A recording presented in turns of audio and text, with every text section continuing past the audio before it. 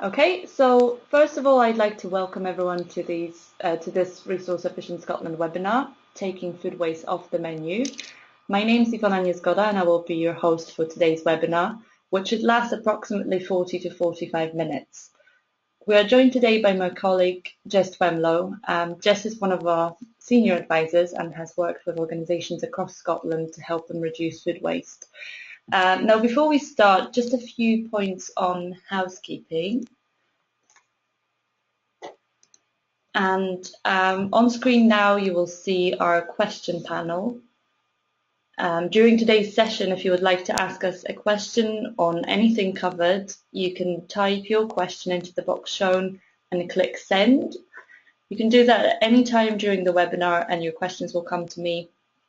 We'll then stop to ask the questions at some point during the session and at the end of our webinar.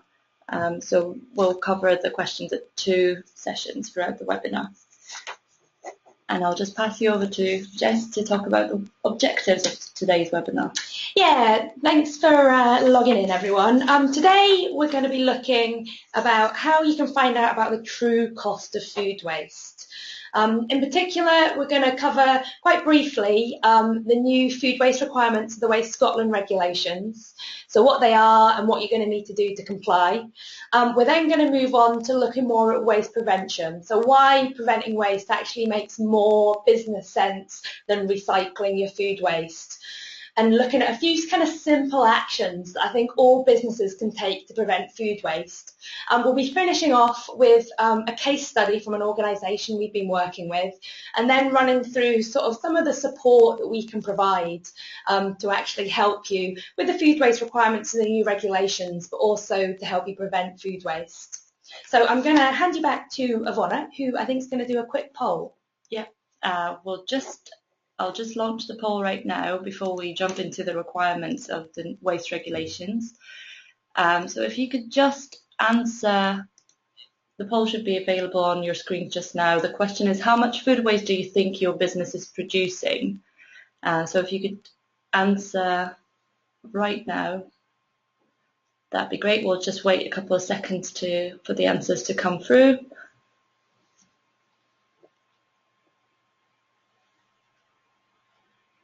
Okay, that's great. I think that's all the answers now, and I'll just share the results on screen as we speak. So as you can see, we've got 26% thinking they produce less than 5 kilograms per week. Okay. 42 over 50 kilograms per week, so that's quite substantial amount. Yeah. And 5% who have no idea, but hopefully we'll be giving you some ideas on how to measure and prevent food waste throughout this session.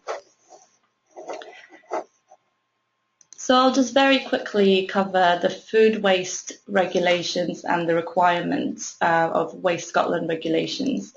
By now, all organisations in Scotland should be separating their 5 key recyclables, so that's paper, card, glass, plastics and metal. With regards to food waste, all businesses based in non-rural, so urban areas producing over 5 kilograms of food waste will be required to separate food waste as well from the 1st of January 2016, so within the month's time. Now, what is considered food waste? It's waste arising from food preparation, so your bones, your peelings, plate waste, so any leftover, but also expired stock, so it's worth thinking about that as well. And just going into the definition of a food business, because the food waste requirements are only placed on food businesses, so think about, is your business involved in any processing, distribution, preparation or sale of food? If so, it will be most likely classed as a food business. Now, it's worth noting that if your employees bring food to your premises, so consume food brought from elsewhere, for example, they bring their lunches to the office, you will not be classed as a food business. So food waste requirements might not apply to you. Same when it comes to businesses that only deal with drink preparation. So tea bags, coffee grinds are not considered food waste. So again, these are not classed as food businesses for the purpose of the regulations. So the type of organizations that will be classed as food businesses are most likely going to be hotels, restaurants, cafes, pubs, but also supermarkets, shops that might serve some food, schools, perhaps offices with canteens, nursing homes, hospitals. So these are all food businesses.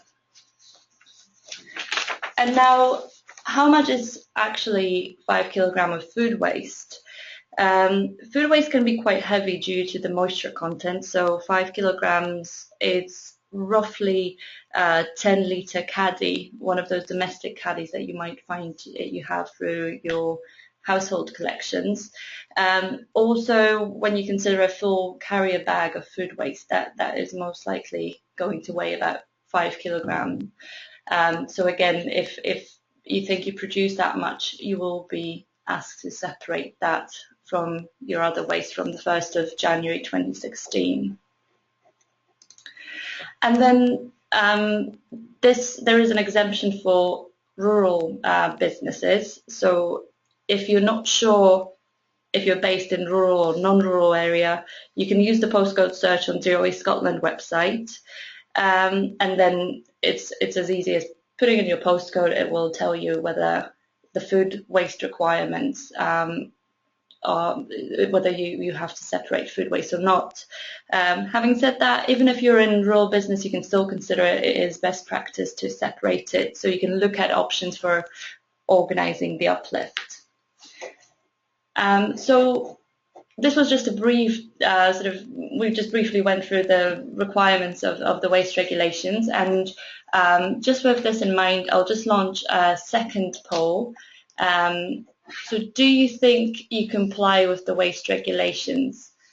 And we'll just wait a couple of seconds for the answers to come through. Okay, they're just coming in now. I think that's us, so that's quite interesting. We have 73% answered yes, so that's brilliant. We still have 14% that are not too sure. We will be providing our contact details at the end of the webinar, so if you would like to speak to one of the advisors about your case directly, then you can leave your contact details. Okay, before we move on to sort of looking at food waste prevention, I think we're just going to take a few questions for Ivona about the food waste regs. So we've got a question coming in here. Does the 5 kilogram food waste limit apply to events? That's an interesting question. So in short, yes, the waste regulations apply to event organisers or mobile businesses.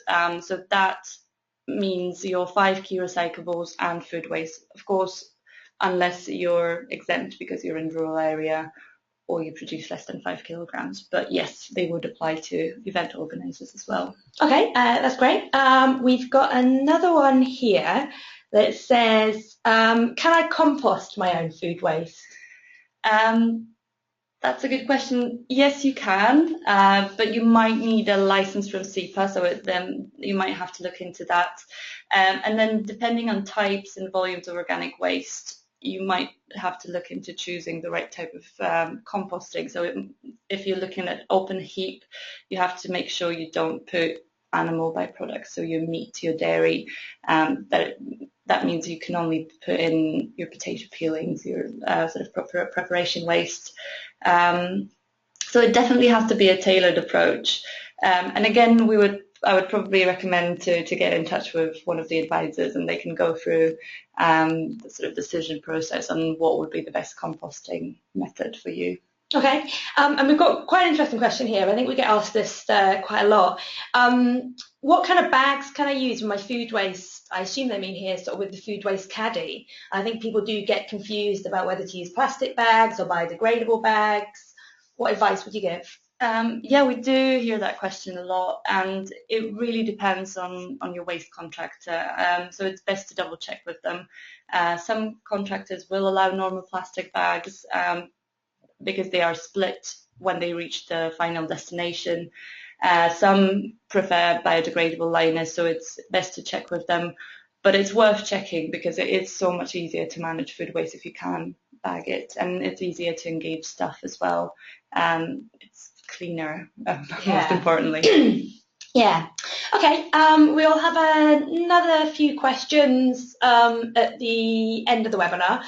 But now we're going to move on to looking at, I guess, the business case for waste prevention.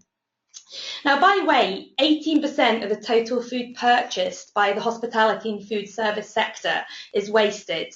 Now, of this, about 13% is what's called avoidable food waste, and 5% is what's called unavoidable food waste. Now, avoidable food waste is food waste that was edible and could have been eaten if it had been better portioned, managed, stored, or prepared.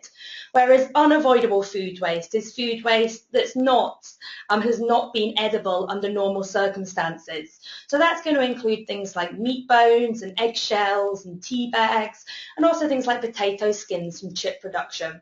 So I think what's really interesting there is there's still a lot of avoidable food waste that's being wasted. So what does that actually mean in terms of costs? There's been some research that was carried out a few years ago looking at the real cost of food waste. And it found that the cost of the food being wasted in the UK from the hospitality and food service sector was estimated at 2.5 billion each year. And that was actually set to rise. So it's actually going to be 3 billion per year by 2016. Now, in an industry that has just over 250,000 outlets, that actually equates to £10,000 for each outlet each year. Now, the RAP research, it took into consideration the costs associated with kind of the whole kind of food chain, such as food purchase, waste management, energy and water use, labour, and also transportation. You know, just think about the labour cost associated with the preparation and the cooking and the transporting of the food, and then the cost of actually purchasing that food that was never eaten and it was just wasted. So they found that the real cost of food waste is a staggering £2,800 per tonne, or 38 pence for every meal served. You know, that's money that businesses on tight margins could really do without throwing away. So I think controlling these costs by avoiding waste really can help to contribute to sort of more economic success for your organisation. But there's also an environmental cost of food waste. When we send biodegradable waste to landfill, decomposing food gives off methane. That's a powerful greenhouse gas that's at least 20 times more potent than carbon dioxide. When emitted, greenhouse gases lead to heat being trapped in the atmosphere, which warms the earth and contributes to climate change. The key to realising these cost and environmental savings is for everyone to apply the waste hierarchy. Now, essentially, all organisations in Scotland must apply the waste hierarchy as part of their duty of care obligations. And the greatest opportunity for saving money is right at the top of the hierarchy, waste prevention. Now, the food waste hierarchy sets the most environmental preferred solution for the management of food waste. So, as I said, the preferred solution is to prevent food waste from occurring in the first place. Now, if surplus food is generated, you should perhaps first consider redistribution to people where appropriate, or it being used as an animal feed, provided this is done in compliance with the relevant legislation. Next, effective food waste treatment options should be considered, like anaerobic digestion or composting. All of these are preferable to landfilling food waste, both financially and environmentally. And I think that's important. I think sometimes we think kind of the recycling or the composting of food waste is the best thing that we can do, especially with the Waste Scotland regulations, that, you know, that's all kind of forcing us to separate our food waste for a separate collection. But all organisations do really need to think about the prevention of food waste and the optimisation of food waste before you actually reach recycling. Now, where is food waste actually wasted? Now, food waste typically arises from spoilage during storage, during meal preparation, and also customer plate waste. I think often businesses place emphasis on kind of the spoilage and the food preparation waste, because this is areas that they think they can influence more easily and they can influence change. But customer plate waste is also really important, and it can provide quite invaluable information about portion sizes or the level of satisfaction with specific menu items.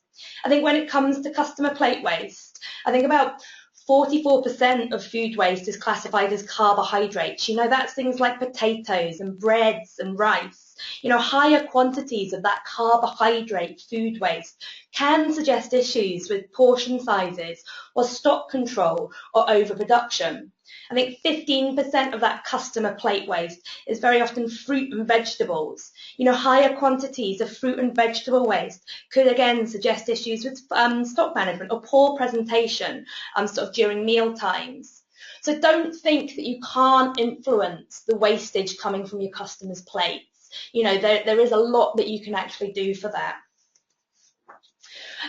So to work out the potential savings that you can make, I think it's important to think about how much waste is being produced during day-to-day operations. Now, undertaking regular food waste reviews can really help develop a better picture of your food waste, the quantity that's being generated in different areas, why it's being generated, and how it can be reduced. The data can then be used to identify practical actions that are going to lead to waste reduction and cost savings. If you want more information on how to actually carry out a food waste review, then that's available on our website, or just get in contact with us and we'll be able to help you with that. So I wanted to really cover what the opportunities are. Where are the opportunities to actually prevent food waste? I think thinking carefully about menu design is one of the key ways to reduce waste and help realise those cost savings that I talked about earlier. Stocking lots of ingredients, particularly kind of perishable ingredients, means a higher risk of things that are going to go out of date. So I'd really say try to design a menu with fewer items, perhaps using seasonal ingredients where possible. Also try to use a number of core items across your menu, because that helps spread the risks of some dishes not selling as well as others. If one dish sells well, you can use up the core items from another dish that might not be selling so well. A really good example of this is tomatoes. They can be roasted, made into soups, they can be a garnish, or they can be used in salads. A special dish of the day is also a good way to use produce approaching its best before date. I'd say continually review your menu. I think as slower moving dishes are identified, either modify the kind of ordering or perhaps even consider taking them off the menu before they really start to cause more waste. I would also say consider supplementing fresh and seasonal produce with frozen or dried ingredients where appropriate, because that can really help minimise spoilage as well. So what about storage? Handling produce properly is the first step to ensure that product shelf life is maximised. As bruised or damaged fresh products, they will result in extra waste. Do check all your produce on delivery, and don't be afraid to kind of return anything to your suppliers if it is damaged. Storing fresh products and raw ingredients in the most appropriate environment will increase their usable life. For example, store potatoes in the dark, about 5 degrees Celsius, and store apples in chilled storage. So it's really important to think about how those items should be stored so you are maximising their life. I'd also say continually rotate products by putting the newest products at the back of the shelf before, so that the oldest automatically gets used first. And also clearly label products with their purchase and best before dates, because that can really help you with storage as well. And I would say always try and work to a just-in-time delivery rather than pre-ordering in quantity, because that's going to help minimise your storage costs, but also spoilage as well. So what about portioning and plate waste? Now, accurate portion control, I think, is really key in reducing waste and increasing your profitability. Not everybody eats the same amount. I think it's really important to recognise that and not be afraid of that. Keep your proportions consistent. Use things like standard spoons or standard measures so portion sizes don't creep up. Offer customers choice. A consumer survey actually showed that 41% of those surveyed blamed oversized portions for leaving food. So do consider offering different portion sizes. An organisation that we're working with has really taken that on board, and they're providing menu options for more mature guests and also 2 meal size options for children. So they have a golden years menu that's specifically tailored to satisfy those people with lighter appetites.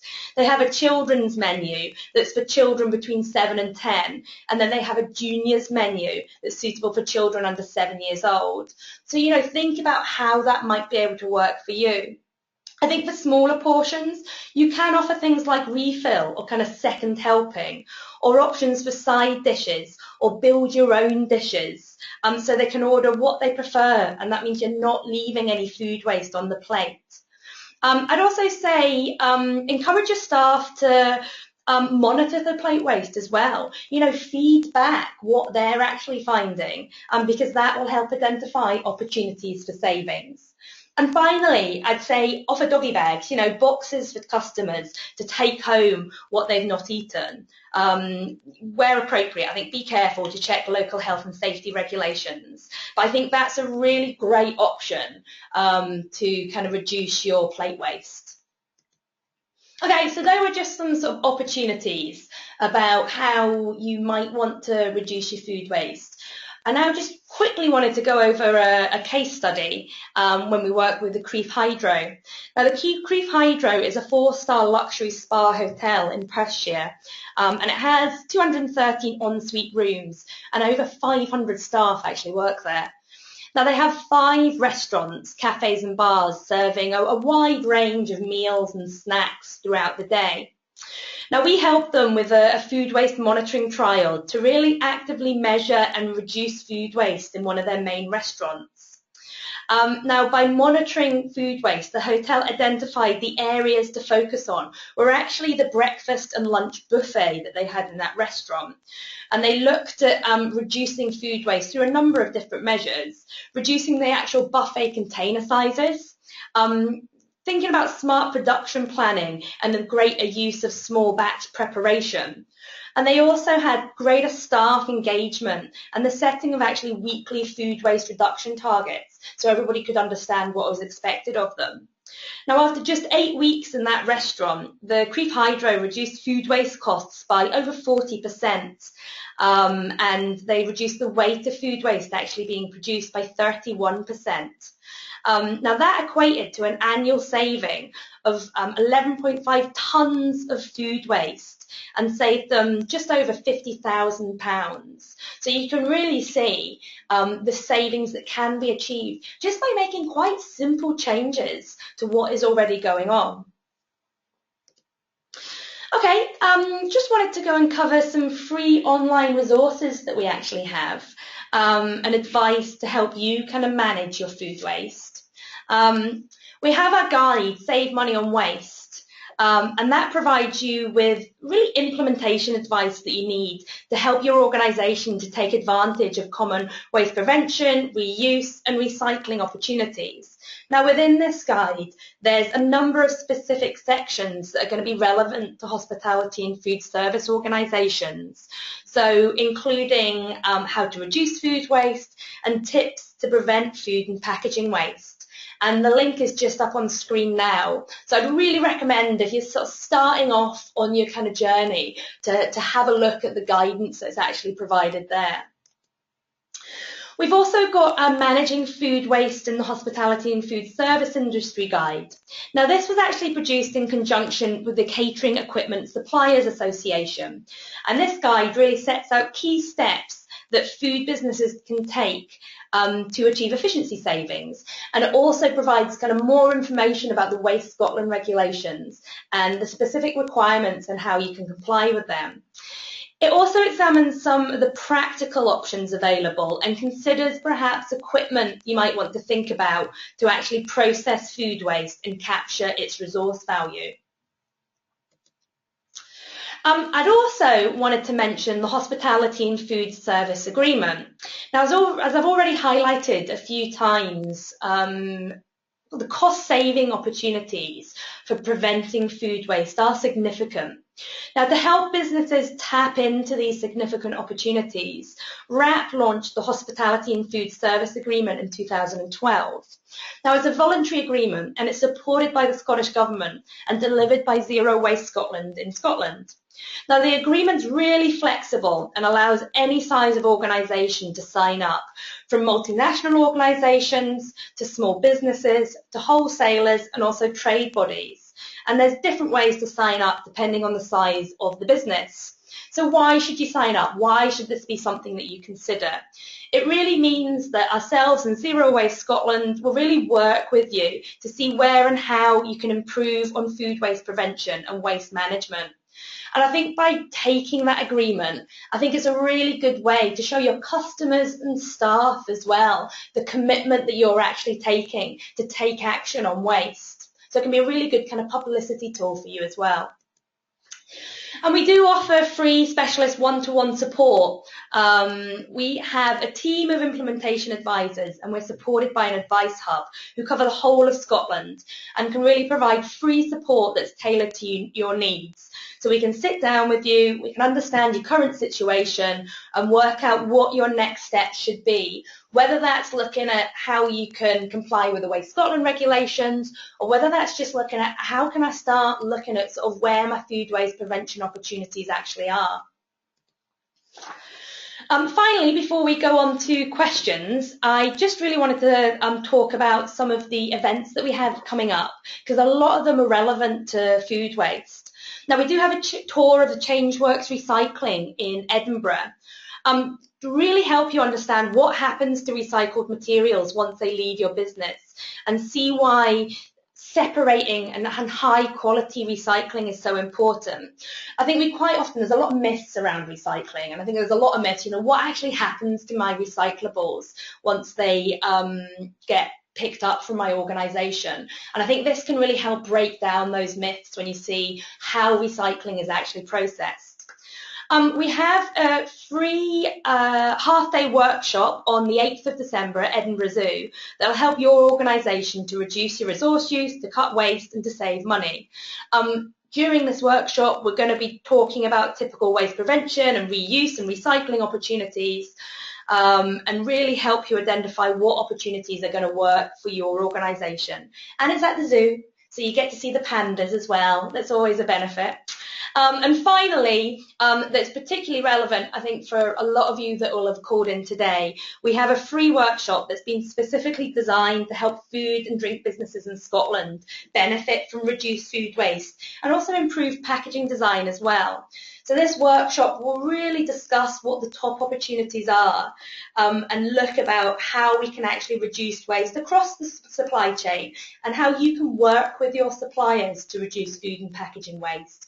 We've got loads of industry experts actually coming along to this event. We've got the Co-op, we've got WRAP, we've got Resource Efficient Scotland, we've got Valpac and Scala, that are some sort of consultancies that are doing a lot of really great work around these areas. And you'll also be able to network with like-minded food and drink businesses. If you're interested in any of the events, then the link's up on the screen now, but you can also email or call us and we can get you booked onto them. So I think finally we're just going to finish with questions that have come through. So if you have any questions, please make sure you pop them in the box that I described at the beginning. But I think we have a couple that have come so far. So the first question is, I'm interested in redistributing my surplus food to a local charity, but I'm not sure how to start or where to start. Do you have any advice? Yeah, I think that's really interesting. I think as you saw kind of the food waste hierarchy that I mentioned kind of earlier on, that should be something I think all food organisations should be considering. Surplus food can be redistributed to charities and also food banks as well. It can be donated as long as it complies with food safety legislation in terms of being fit for human consumption. I think the main perceived barrier to donating food is the assumption that the organisation that donates the food is in some way going to be held liable if any issues are actually going to occur. Now, a lot of charities, and more this is the case, charities and also food banks, they actually offer disclaimers or agreements that really means that you're not going to be held against sort of any claims or liabilities or costs or actions or expenses that are occurred. So there's sort of very easy ways to make sure that isn't an issue for you. Something to bear in mind that charities and food banks, they will only accept food within the use by date, as it is illegal to sell or give away food past use by dates, regardless of what the circumstances are. And also some food banks, they will only accept kind of dry food or canned food or fully packaged food. I think if you are interested in doing this, then actually contact your local charities or your food banks and kind of inquire what items will they accept. You know, are there any disclaimers or agreements that can be provided between yourselves and the charity? And also, what are the delivery and collection arrangements? But I'd really recommend that is something that everybody has to think about. Definitely. We have a second question. Can I use food waste to feed animals? The short answer is no. Following the foot and mouth outbreak in 2001, food waste in any form from a kitchen can't be given to animals as feed, regardless of whether it's meat or non-meat based. Since 2001, only non-meat food waste from food manufacturers and suppliers. Now that can be used as animal feed, but I think the majority of people that are probably on this call, because you're in sort of a commercial kitchen, then you won't be able to use food waste to feed animals or any livestock of any kind. We have a third question here. I have tried to measure food waste before, but find it very difficult to get staff on board. Do you have any suggestions? Yeah, no, that can be really tricky, because measuring your food waste is, you know, the first thing that everybody should be doing to get a handle on where the opportunities actually are. I think it's all really important that relevant staff understand why you're measuring the food waste and what is actually going to be required of them. I'd recommend just to hold a kind of a short briefing session to all relevant staff a couple of days before you start monitoring your food waste, because it just really means that all staff are going to understand what their roles are and how their actions are going to actually contribute towards preventing food waste. It can also kind of help reassure staff that kind of food audit, that food review, is only going to determine the quantity of waste generated in each area, and they're not kind of being personally audited or checked in any way. I think it's also important to think about kind of your labels and your posters. You know, you need to use those to provide clear instructions to staff, and they should be in easy view in all kind of food preparation and disposal areas. I also think that it's worth thinking about even using kind of labelled coloured bins. If you're wanting to understand what waste is coming from spoilage, what waste is coming from your preparation food waste, and what waste is coming back from customer plate waste, making sure bins are in the right place, but maybe to use sort of yellow bins for one, blue bins for another, black bins for another, because that kind of colour coding will kind of just help your staff understand what food waste should be put where. And another question, we would love to introduce doggy bags. Where do we start? Yeah, I think doggy bags is a great idea. I think there was some research that was carried out a few years ago, and I think that almost 3/4 of us would like to see doggy bags offered in restaurants, but about half of us are actually too embarrassed to ask for them. So I think there's a lot of work that needs to be done to kind of break down that barrier. We shouldn't feel embarrassed about, you know, taking food home with us, especially food that we've paid for. Zero Waste Scotland, they actually carried out some trials, I think it was a couple of years ago now, with a number of restaurants in Edinburgh and Glasgow that actually kind of piloted doggy bags and sort of different container types and different packaging to kind of see what would work. You know, there are so many different styles and designs. You know, some of them are actually really elegant. So I think even kind of your top restaurants shouldn't feel embarrassed about using them. There's actually guidance on the Food Standards Agency on offering kind of takeaway boxes for leftovers. And there's actually, perhaps we can send the link round after this webinar, RAP produced Love Food Hate Waste resource pack that actually provides guidance on how you can actually introduce doggy bags in your restaurant or in your cafe. So yeah, again, I'd really recommend sort of people do that, because the more restaurants that start to offer doggy bags, I think, you know, we're going to break down that barrier. Great. I think we have time for one more question. Would a food shop that's processing food off-site be subject to the regulations? Well, I think if you're, again, it would be worth just discussing, you know, how the waste is produced. But definitely, if you're producing waste, if you're a waste producer, then you have the duty of care to separate it accordingly. Again, the exemptions might apply, so it might be worth checking the postcode, just measuring the volumes and the weight, but it would apply even if it's, you know, processed in a different place from the actual... From where it's sold. Yeah, no, exactly. Food waste, the requirements, it doesn't matter where you're selling the food waste, it's, you know, where you're producing it. It's still that 5 kilogram limit, whether you're in an urban or rural area. So I'd say yes, they will still apply for that. Okay, I think that's all the questions that we have time for today. If you've submitted a question but we haven't answered it on air, we will get back to you with the answer. I would just want to thank Jess for her time. Lots of fantastic ideas today. And thank you everyone for joining and taking part. We will share the slides and webinar recording, so all the links you will get to your mailbox, so not to worry.